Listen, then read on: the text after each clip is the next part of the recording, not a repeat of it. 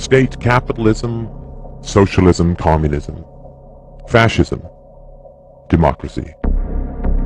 These are all livestock management approaches. Some work well for long periods, state capitalism, and some work very badly, communism. They all fail eventually because it is immoral and irrational to treat human beings as livestock. The recent growth of freedom in China, India, and Asia is occurring because the local state farmers have upgraded their livestock management practices. They have recognized that putting the cows in a larger stall provides the rulers more milk and meat. Rulers have also recognized that if they prevent you from fleeing the farm, you will become depressed, inert, and unproductive. A serf is the most productive when he imagines he is free. Thus, your rulers must provide you the illusion of freedom in order to harvest you most effectively. Thus, you are allowed to leave, but never to real freedom, only to another farm, because the whole world is a farm.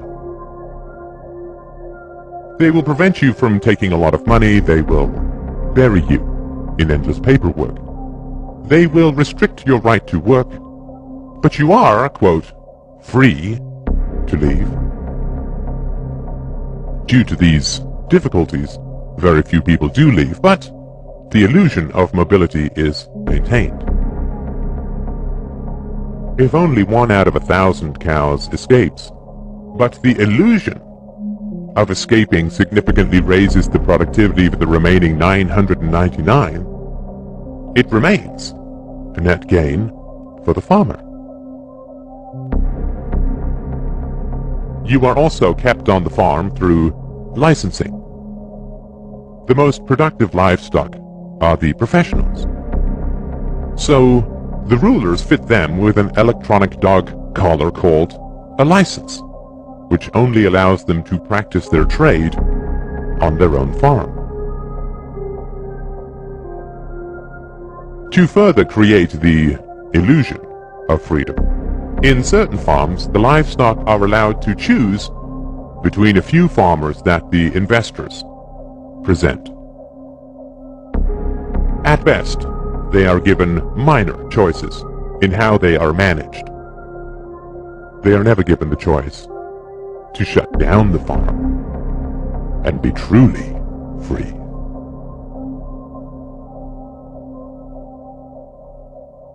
Government schools are indoctrination pens for livestock.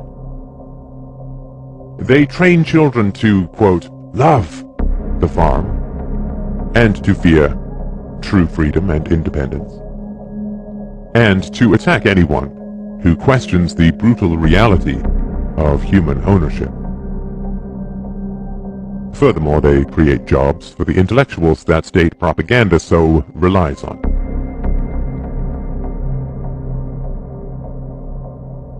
The ridiculous contradictions of statism, like religion, can only be sustained through endless propaganda inflicted upon helpless children.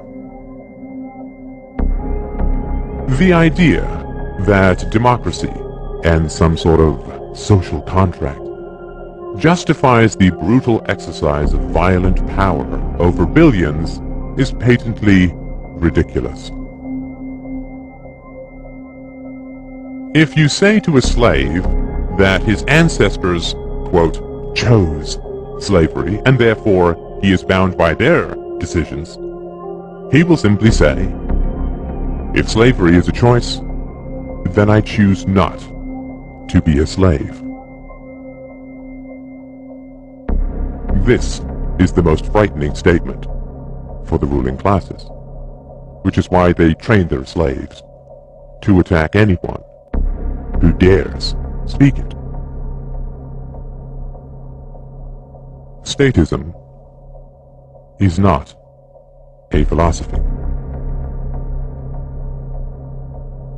Statism does not originate from historical evidence or rational principles. Statism is an ex post facto justification for human ownership.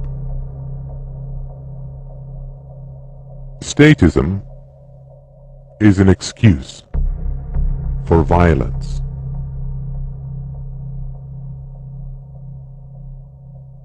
Statism is an ideology, and all ideologies are variations on human livestock management practices. A religion is pimped out superstition, designed to drug children with fears that they will endlessly pay to have, quote, alleviated. Nationalism is pimped out bigotry, designed to provoke a Stockholm syndrome in the livestock. The opposite of superstition is not another superstition, but the truth. The opposite of ideology is not a different ideology, but clear evidence and rational principles.